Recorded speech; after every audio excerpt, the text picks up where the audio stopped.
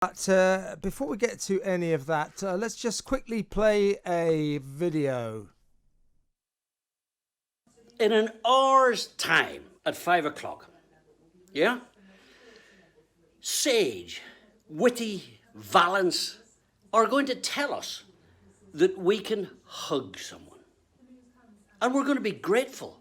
What I don't like is witnessing my fellow human beings being backed into a corner.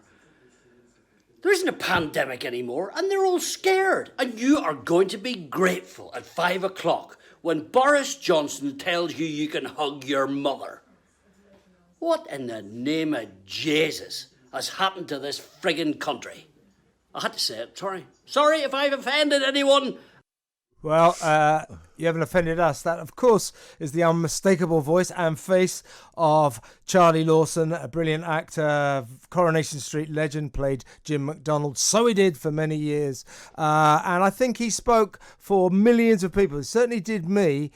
We are sick to death of a government giving us stupid little rules about how we can, not only who we can hug, but how we can hug them. This is just indicative of a government that has gone power crazy and cannot stop issuing stupid, daft little diktats to us. And we've frankly had enough. What a pleasure to welcome to the show the great man himself, Charlie Lawson. Hi, Charlie. How you doing, Kevin Ash? All right, man. We're all right, man. First question, Charlie. As I say, I think you spoke for a nation where it was the point where the government proved to us that it's really lost its mind. Guidance on hugging and also guidance on how to hug. They actually had medics on the telly saying, try to hug people sideways. From without the your side. face touching. I mean, what is going on, Charlie? Yeah. I'm afraid it's just ludicrous. And, if somebody advised Keir Starmer badly to get in a boxing ring, then somebody should have looked at Boris's announcement or whatever and said, Boris, wise up, because the ordinary people of this country, which make Britain great, are going to say, you know what? It's absolutely ludicrous. This has been building up for weeks. Actually, Kevin, you and I have talked about this before. Yep. Ludicrous. None of it makes sense. My village, thank the Lord, my local, which is sort of 50 yards that way, people are actually behaving normally. However, I was in a boozer in a neighbouring village on Sunday, sitting on, the high bar stools, high stools you get round outside. Yeah, right. So you're effectively about 2 inches smaller than someone who's standing next to you. Right. But if you stand up, sit down, please. You must sit down. Exactly. Said, can you mind telling me what the difference is? I just want to take my jacket. No, you have to sit down, Russ. You got to put your mask on, stand up, yeah. You got to put your mask on if you go for a pee. Yeah. And what about, the pubs I've been to, big queues inside the pub for the loos, but you can't have a drink inside the pub. I mean, it's mad. But you know what it is? Yeah, Kevin, listen, look. Witty Valence and the other one, your editing was absolutely marvellous, by the way, in that clip. We missed one bit. But they sound like they have never entered the world of hospitality in their lives. Yes. They sound like little prefects from public school who really have a chip on their shoulders because they weren't very good at sport and they've never had a few jars too many. It just sounds ludicrous. And the sad thing is that the people of Great Britain are being led by the nose, and a lot of people are going along with it. Yes. Yeah. And that's encouraging them to do it even more, isn't it? Lead us by the nose even more. I find it very sad, Ash. Yeah. And I'll tell you, but having said that, in the United Kingdom, I would have to say that although I've said our village is normal, apart from the fact that we can't go inside and have a pint. It's ridiculous.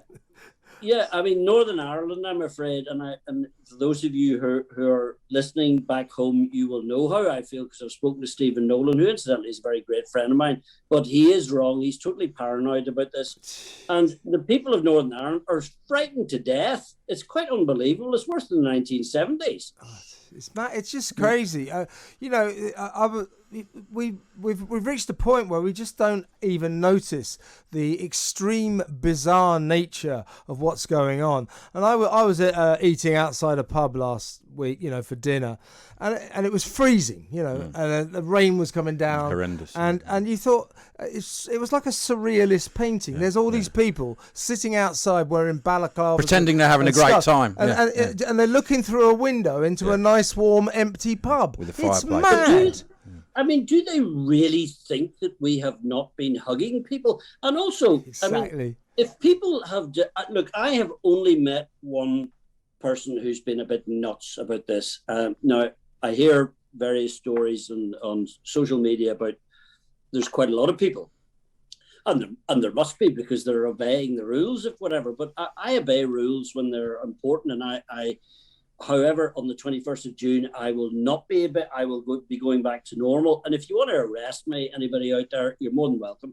However, I've only met one person in a lift today who was very frightened, and I apologized. And I said, I will get out of the lift, darling, and you can use the lift on your own.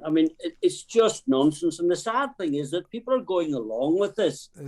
And people are becoming so risk averse, for Christ's sake. And this is after the jab. That's the thing. Before the jab, you could sort of understand it a bit. But when there is more chance of dating a unicorn than dying of COVID.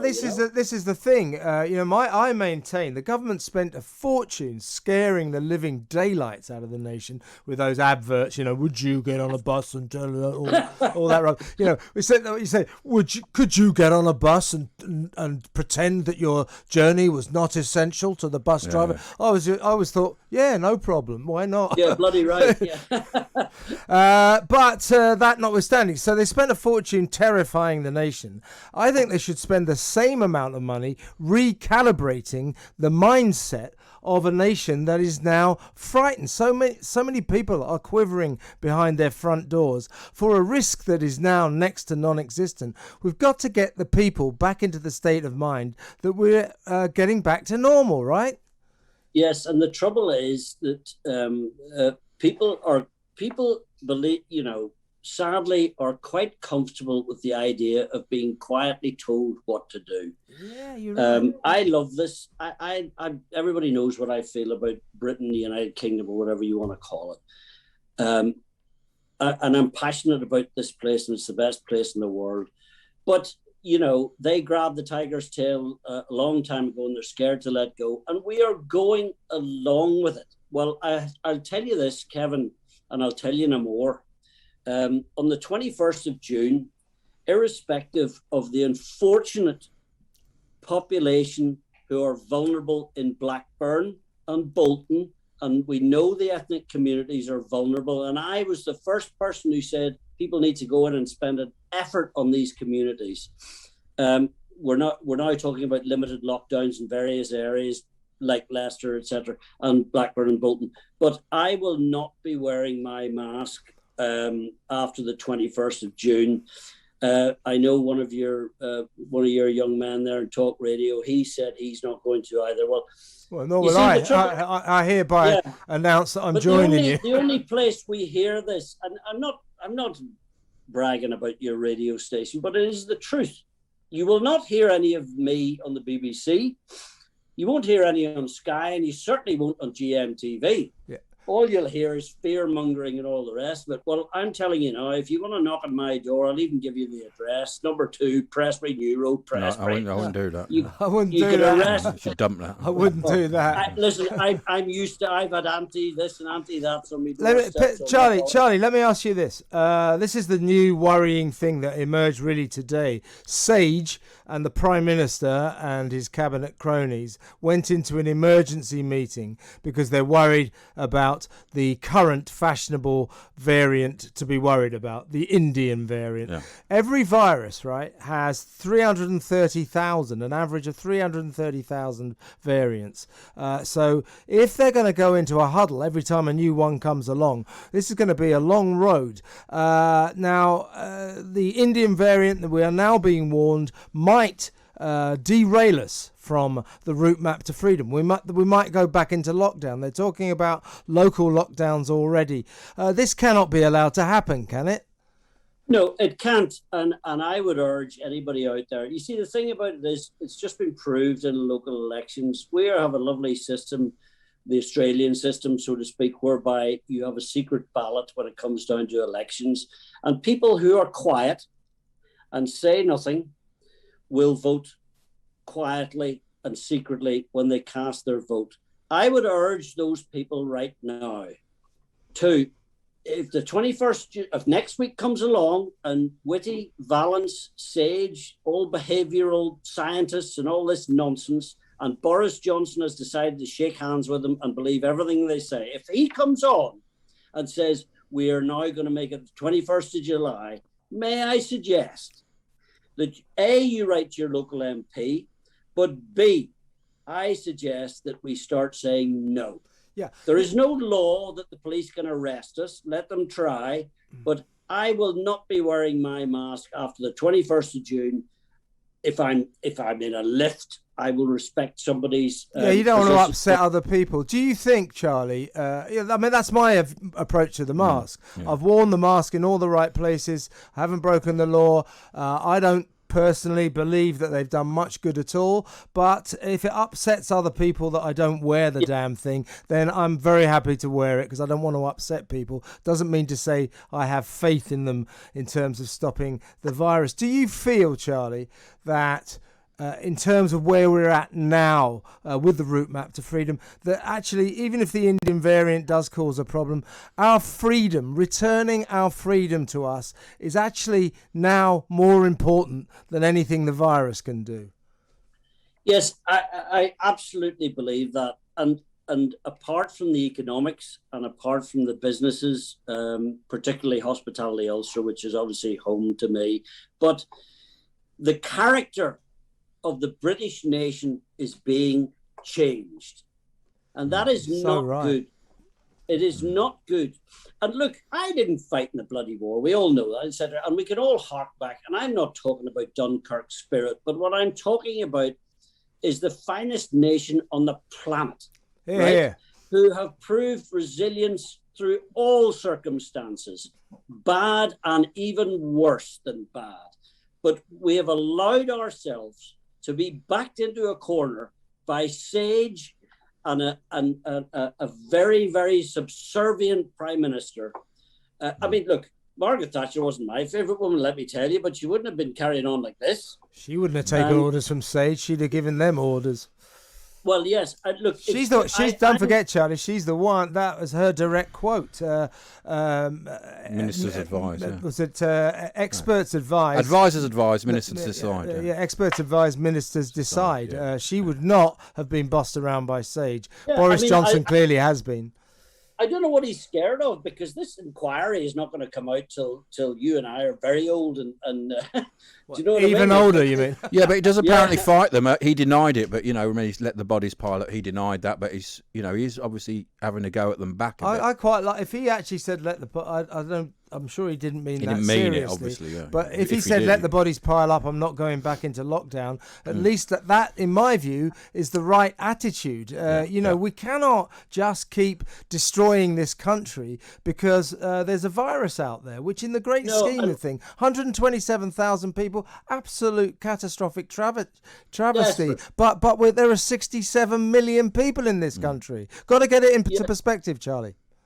I know, and look, we have all lived through the wokery since Brexit, and especially over the last year and a half. And that is all adding to this mucky old gravy that people now are becoming afraid to say anything like, for example, what I said or whatever. But judging by the small response, I mean, look, the Murray poll or whatever, they talked to 1,500 people. Well, I got 370,000 responses to a blooming tweet. I know, it went viral, mate, because you spoke for the nation. Earlier, we said... I didn't mean to, Kevin. I just was so... Well, no, it's a good thing to do. I nearly swore there. I was so annoyed. You swearing? That would never happen. Impossible. No, but seriously, look, Charlie, you did. We spoke about all the people who are still scared, but I genuinely believe that the majority of people in this country have now had enough of playing pandemics, and they want to get back to normal. And so that's why your video went viral, because you spoke the words that so many people wanted to hear. Well, good. And if I've encouraged anyone to speak the same truth, then I hope they do, because Boris is not, I don't know Hancock or any of the other people, but Boris is meant to be a libertarian, etc., etc. Yeah, he's the world's worst libertarian, yeah. Well, it's not really working for me. But, I know. Hey, listen, Charlie, we're running out of time, but I want to congratulate you on a brilliant video. Yeah, man. Always a pleasure to talk to you. I'm already getting loads and loads of responses from our listeners. You're their hero. You're my hero too, mate. Excellent to talk to you. Charlie Lawson, the one and only Jim McDonald from Coronation. Fantastic. He's brilliant, wasn't he? Yeah, he's great, isn't he? Yeah, he's doesn't talking hold back. sense. Listen to the man. He's talking sense. I'm Kevin O'Sullivan. He's